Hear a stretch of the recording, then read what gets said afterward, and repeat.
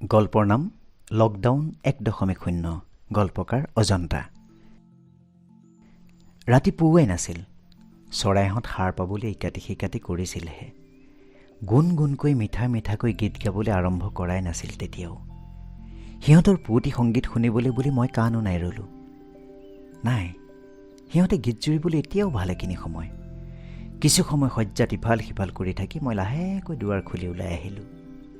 হাতত সাৰে ভৰিত সাৰে। দুৱাৰখনৰ কেৰেক শব্দটোত কোনো যাতে সাৰ নাপায়। সকলোৰে শেষ নিশাৰ চিকুণ টোপনি। সপোন ৰাজ্যত বিচৰণ কৰি ফুৰা দুই এজনে অস্পষ্ট শব্দৰে বিৰ বিৰাই আছে। কাৰো সপোন আধাতে ভাগি নাযাওক। তাতে আকৌ মই ওলাইছোঁ গোপন অভিসাৰত, অবৈধ প্ৰেম কৰিবলৈ।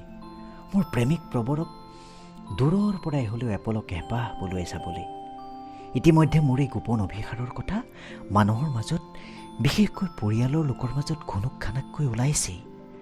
হাতেলোতে ধৰা পৰিবলৈহে বাকী। ইতিমধ্যে কেইবাদিনো পৰিয়ালৰ মানুহে যে মোক পুৱতি নিশা অনুসৰণ কৰাৰ পৰিকল্পনা কৰিছে, সেই কথা মই গম নোপোৱা নহয়। যাৰ বাবে উপজা দিনত এইবাৰ তেওঁলোকে মোক এযোৰ পায়েল উপহাৰ দিছে, যাতে মই ওলাই আহিলেই পায়েলৰ শব্দত কোনোবা নহয় কোনোবা সাৰ পায়। কিন্তু অবৈধ প্ৰেম জানো কোনোবাই ইমান অসাৱধানতাৰে কৰে? পায়েলৰ শব্দ নোহোৱাকৈ খোজ কঢ়াৰ কিটিপ মই আহৰণ কৰি লৈছোঁ। দুৱাৰ খুলিয়ে দেখিলোঁ চৌহদৰ গছকেইজোপা তেতিয়াও তন্দ্ৰামগ্ন। পুৱাৰ পোহৰত হালি জালি নাচিব পৰাকৈ জৰতা ভাগিবলৈ ভালেমান সময় বাকী ফুলি থকা ফুল কেইবাহৰো। সিহঁতক এবাৰ চুবলৈ মন গৈছিল যদিও টোপনি ভাঙিবৰ মন নকৰি মই গেটখন লাহেকৈ খুলিলোঁ। কিন্তু এয়া কি? সঁচাকৈ মই সাৰ পাই উঠি আহিলোঁ নে এয়া মোৰ সপোন? মোৰ প্ৰেমিক প্ৰবৰ মোৰ ইমান কাষত। মোলৈ অপেক্ষা কৰিছে তেওঁ। মই তধা লাগি চাই ৰ'লোঁ। তেওঁ মোলৈ চাই মিচিক মিচিককৈ হাঁহি আছে। তেওঁৰ সৰ্বশৰীৰত পুৱাৰ সতেজতা বিৰাজমান। নাই কোনো ক্লান্তি, নাই বিৰক্তি, নাই কোনো খং ক্ষোভ, নাই শংকা। তেওঁ মোৰ আৰু কাষ চাপি আহিল। শান্ত সৌম্য প্ৰেমেৰে ভৰা কি যে ভুৱন ভুলোৱা শ্ৰীমুখ তেওঁৰ, কি সুদৰ্শন দেহ সৌষ্ঠৱ তেওঁৰ। তেওঁ যেনে এক অপূৰ্ব জ্যোতি, সেই জ্যোতিয়ে চৌদিশো জ্বলাই তুলিছে। এবাৰ কোনোমতে মই তেওঁক হেপধুকি সুধিলোঁ, প্ৰিয়তম, তুমি কেনেকৈ ইমান কাষ চাপি আহিলা মোৰ? তেওঁ হাঁহিলে। আৰম্ভ হ'ল আমাৰ মাজত কথোপকথন। তেওঁ ক'লে, প্ৰাণসম প্ৰিয়তমা, তুমি জানো মোক বিচৰা নাছিলা? মই জানো তোমাৰ চিৰ আকাংক্ষিত প্ৰেমিক নহয়? হয় হয় প্ৰিয়তম। কেনেকৈ বিচাৰিছিলা মোক? হয়, সদায় তোমাক পাবলৈ ব্যাকুল হৈ থাকিছিলোঁ। তোমাক কেনেকৈ বিচাৰিছিলোঁ? তোমাক এবাৰ লগ পাব বিচাৰোঁ এখন জনশূন্য পৃথিৱীত, য'ত প্ৰকৃতিৰ সমগ্ৰ নিৰ্জনতা একেলগে বাস কৰে। তেওঁ ক'লে, চোৱা, আজি প্ৰকৃতিৰ সমগ্ৰ নিৰ্জনতা একেলগে বাস কৰিছে, জনশূন্য পৃথিৱী। সেয়েহে মই তোমাৰ কাষ চাপি আহিছোঁ।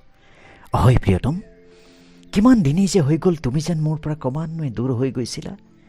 তোমাৰ আৰু মোৰ মাজত যেন এক ধুঁৱলি কুঁৱলী আস্বাদনৰহে সৃষ্টি হৈছিল। তুমি কিয় মোৰ পৰা ইমান দূৰলৈ গুচি গৈছিলা? আৰু কি বিচাৰিছিলা? বিচাৰিছিলোঁ তোমাৰ সৈতে কিছু অবৈধ প্ৰেম কৰিব বিচাৰোঁ। সেইদিনা তোমাৰ অতীতৰ কোনো কথাই মই নুসুধোঁ। মোৰ অতীতৰ কথাও তুমি নুসুধিবা। সেইদিনা আমি দুয়ো স্মৃতি আঁতৰাই থ'ম, বৰ্তমান বা যিটোতেই আমি বিলীন হ'ম। সেইদিনা আল ফুলে শুৱাই থ'ম দুয়োৰে মোবাইল ফোন দুটি, ঘড়ী দুটিৰ টিক টিক, মোৰ খাৰুৰ ৰুণঝুন, পায়েলৰ ঝনঝননি সকলোনে লগাই থ'ম। সেইদিনা কোনো জনা অজনা ভুলৰ বাবে আমি দুয়োকে নদোষোঁ, অনুতাপো নকৰোঁ। তেওঁ ক'লে, আহা প্ৰিয়া, স্মৃতি আঁতৰাই থওঁ। আমিতো অতীত নিলগাই থোৱাৰ কথা। নিলগাই থওঁ জনা অজনা ভুলবোৰ। আহা, আমি দুয়োতে বিলীন হওঁ। তেওঁ মোৰ খাৰুৰ ৰুণঝুন, পায়েলৰ ঝনঝননিবোৰ নিলগাই থ'লে। মোবাইল ফোনটো ঘৰৰ ভিতৰত মোৰ গাৰুত মূৰ থৈ শুই আছে। ঘড়ীটোৰ টিক টিকবোৰ সাৰে আছিল মোৰ বন্ধ কোঠাত। তেওঁ মোলৈ দুবাহু প্ৰসাৰিত কৰি দিলে। মই তেওঁৰ বুকুৰ মাজত। গোটেই পৃথিৱী শুই আছে, কোনো নাই আমাক আমনি কৰিবলৈ। ইমান প্ৰশান্তি জীৱনত কোনো দিনেই অনুভৱ কৰা নাছিলোঁ। অকণো অপচয় নকৰাকৈ প্ৰতিটো ক্ষণ মই অনুভৱ কৰিবলৈ ধৰিলোঁ। আহ, মোৰ প্ৰেমিক, মোৰ প্ৰথম প্ৰেম আজি মোৰ সৈতে অভিন্ন। ইমান প্ৰশান্ত সুগভীৰ তেওঁৰ বক্ষ। আমাৰ দুয়োৰে উশাহৰ শব্দৰ বাদে পৃথিৱীৰ প্ৰতিটো শব্দ নিতাল মাৰি ৰৈছিল। আমাৰ প্ৰেমৰ মগ্নতা নাভাঙিবলৈ পৃথিৱীৰ প্ৰতিটো শব্দ আজি প্ৰতিজ্ঞাবদ্ধ। শুই আছে আজি পৃথিৱী ভৰা শব্দবোৰ। তেওঁ ক'লে, এই তুমি বাৰু আজিকালি কবিতা লিখানে নাই? কবিতা, গদ্যৰ জটিল চাকনৈয়াত কবিতা হেৰাই যোৱাৰ উপক্ৰম প্ৰিয়তম। আজি আমাৰ মিলনৰ দিন প্ৰিয়া। কবিতা গোৱা, এটা নতুন প্ৰেমৰ কবিতা, য'ত নিয়ৰৰ দৰে সৰি পৰে প্ৰতিটো শব্দ, ফুলৰ দৰে জকমকাই উঠে প্ৰতিটো কলি, সাৰ পাই উঠে চৰাইবোৰৰ গীত, নদীৰ দৰে যি বৈ যায় এখন হৃদয়ৰ পৰা অন্য এখন হৃদয়লৈ। তেনে কবিতা শুনোৱা প্ৰিয়া। শুনা তেন্তে, আমি দুয়ো এদিনৰ বাবে চৰাই হৈ যাম দিয়া। কিচিৰ মিচিৰকৈ কথা পাতিম, ফুলৰ গুটিকে খাম, দুয়োৰে ওঠত তুলি দিম প্ৰেম, কাতৰতা, বিষাদ। আমি চুহি খাম পৃথিৱীৰ সকলো অবৈধতা, নিষিদ্ধতা, গোপনতা। সেইদিনা আমি শপত নাখাওঁ, পণো নকৰোঁ, নাই কোনো প্ৰতিশ্ৰুতিও কোনেও কাকো নিদিওঁ। চৰায়ে জানো কেতিয়াবা শপত খায়, প্ৰতিশ্ৰুতি দিয়ে? মাথো এদিনৰ বাবে আমি দুয়ো একেটা নেৰলৈ উৰি যাম দিয়া। তেওঁ সুধিলে, চৰাই হ'ব জানা? বোধ হয়।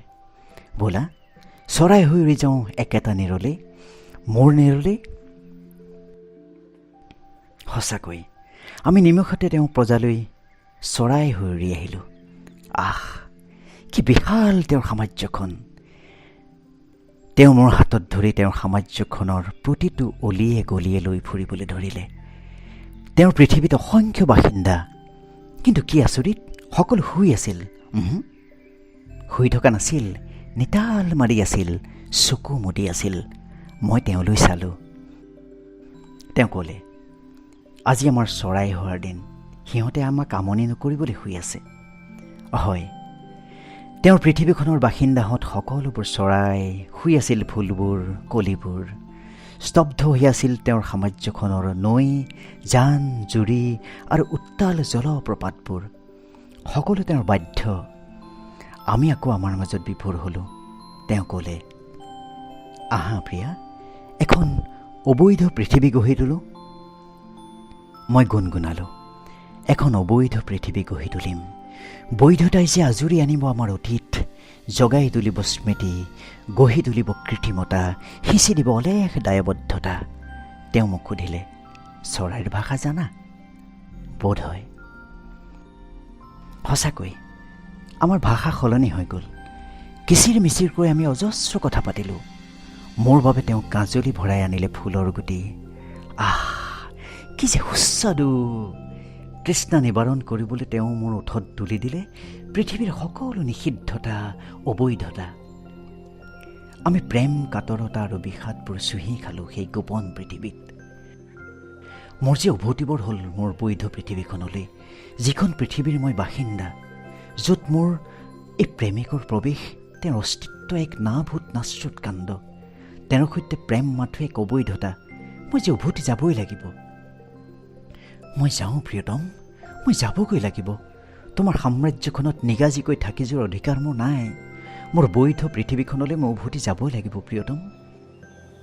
তেওঁ দুখত ভাগি পৰিব খুজিছে। মই যামগৈ এতিয়া। তেওঁৰ বাহুবন্ধন শিথিল হৈ আহিছে। আহোঁ নাহোঁকৈ মই তেওঁৰ বুকুৰ মাজৰ পৰা ওলাই আহিছোঁ। চকুযোৰ ভৰি আহিছে। আমি দুয়ো সলাই থলোঁ চৰাইৰ সাজ। এইবাৰ তেওঁ কবিতা গুণগুণাই উঠিল। বৈধতাই জানো আমাক চৰাই হ'বলৈ দিব? আৰু চৰাই নোহোৱাকৈ জানো প্ৰেম কৰা যায়? নৈ, জান, জুৰি, ফুল, পাত, গছ, লতা আৰু সুৱদী সুৰেৰে গীত গোৱা চৰাইবোৰ সাৰ পাই উঠিছিল, হালিছিল, জালিছিল। সকলোৱে মোক কিবা ক'বলৈ বিচাৰিছিল, উচ বিচাৰিছিল। সকলোৰে হৈ বিদায় পৰত তেওঁ মোক কিবা ক'বলৈ অনুমতি বিচাৰিলে। ময়ো ব্যগ্ৰ হৈ ক'লোঁ, কোৱা প্ৰিয়তম, মই কি কৰিব পাৰোঁ তোমাৰ বাবে, তোমাৰ সাম্ৰাজ্যখনৰ বাবে? নৈ, জান, জুৰি, ফুল, পাত আৰু তোমাৰ বুকুজুৰি থকা সংগীত শিল্পী চৰাইহঁতৰ বাবে? দহ কৰি প্ৰিয়তম, কোৱা, যি কোৱা তাকেই কৰিম। তেওঁ আগ্ৰহেৰে ক'লে, তোমালোকৰ ভাল হওক, মানৱ সংসাৰ সংকটমুক্ত হওক। কৰোনা নামৰ যি ভাইৰাছে আজি মানৱ প্ৰজাতিৰ মাজত কান্দোনৰ ৰোল তুলিছে, হাহাকাৰৰ সৃষ্টি কৰিছে, সেই ভাইৰাছ নিপাত যাওক। সুদিন আহিবই, কিন্তু তোমালোকে মোৰ সাম্ৰাজ্যখনৰ বাবে অলপ হ'লেও চিন্তা কৰিবাচোন। ময়োতো জীয়াই থাকিব লাগে। মই থৰ লাগি তেওঁলৈ চাই থাকিলোঁ। কি কয় তেওঁ? তেওঁৰ বাবে প্ৰয়োজন হ'লে প্ৰাণ দিবলৈকো সাজু মই। তেওঁ আকৌ কৈ গ'ল, প্ৰিয়তমা, মানৱ জাতিৰ ওপৰত কৰোনাৰ ভয়ানক আক্ৰমণৰ বাবে তোমালোকে যি 21 দিন তলাবন্ধ ঘোষণা কৰিলা, তাৰ ফলত চোৱাচোন, 21 দিন নৌযাওঁতেই আমি কেনেকৈ আকৌ জি উঠিছোঁ, সতেজ সজীৱ হৈ উঠিছোঁ। কেনেকৈ আঁতৰি গৈছে ধূলিৰ পাহাৰবোৰ, লানি নিচিগা গাড়ী মটৰৰ ধোঁৱাবোৰ, কলিজা ভাঙিব খোজা বজ্ৰপাতৰ দৰে শব্দ প্ৰদূষণ আৰু আমাৰ ওপৰত অহৰহ অত্যাচাৰ উপদ্ৰৱ। মানৱ জাতিয়ে হকে নহকে মোৰ বুকুৰ গছবোৰ কাটে। চৰাইবোৰে ভয় খাই কোনোবা অজান পৃথিৱীলৈ উৰি গুচি যায়গৈ। ফুলবোৰ ফুলিবলৈ ভয় কৰে। নৈবোৰে গীত গাবলৈ শকতিয়ে নাপায়। মাছ মানেই জানো খাদ্য, চৰাই মানেই জানো মাংস। জলপ্ৰপাতবোৰ ম্ৰিয়মান হৈ পৰে। মই আতংক আৰু ত্ৰাসত পাৰ কৰোঁ দিন, পাৰ কৰোঁ উজাগৰি ৰাতি। আৰু যাৰ বাবে তুমি আৰু মই ইজনে সিজনক পৰিষ্কাৰকৈ নেদেখা হৈছিলোঁ, সেয়া অন্য একো নহয় প্ৰিয়তমা, সেয়া মাথো ধোঁৱা ধূলিৰ প্ৰদূষণ। মই তেওঁক সুধিলোঁ, মই কি কৰিব লাগিব? যি কৰিলে ভিৰ কমে, যি কৰিলে ধূলি ধোঁৱা আৰু শব্দ সন্ত্ৰাস কমে, প্ৰদূষণ ৰহিত সকলোবোৰ তুমি কৰিব পাৰা প্ৰিয়া। আৰু এটা অনুৰোধ প্ৰিয়তমা, মানৱ সমাজৰ বৰমূৰীয়াসকলক ক'বাচোন, আমাৰ বাবে অন্ততঃ সপ্তাহত এদিন মানৱ জাতিৰ তলাবন্ধ হওক, কল কাৰখানা গাড়ী মটৰবোৰ নচলক। বিনিময়ত আমি তোমালোকক সকলো দিম। গছ ভৰি ফল দিম, ডাল ভৰি ফুল দিম, পিয়াহ পলুৱাই পানী দিম, শুদ্ধ বতাহ দিম, আৰু তোমাৰ বাবে মোৰ সমস্ত প্ৰেম প্ৰিয়তমা। কথা দিলোঁ। সেই হ'ব প্ৰিয়তম। চৰাইবোৰে বিদায় গীত জুৰিছিল। কাতৰ দৃষ্টিৰে তেওঁ মোলৈ চাই ৰৈছিল। সূৰুজ দেৱতাই ভুমুকি মাৰিছিল। ইতিমধ্যে সকলো সাৰ পাই উঠিছে। পুৱাৰ সতেজ বতাহত গছ লতা ফুলবোৰে নাচিবলৈ আৰম্ভ কৰিছে। মই গেটখন খুলিব খুজি পুনৰ তেওঁলৈ চাই পঠিয়ালোঁ। সঁচাকৈ কিমান দিন যে ইমান স্পষ্টকৈ, ইমান পৰিষ্কাৰকৈ মই তেওঁক দেখা নাছিলোঁ। তেওঁ মোলৈ চাই আছে। মই হাত জোকাৰি দিলোঁ।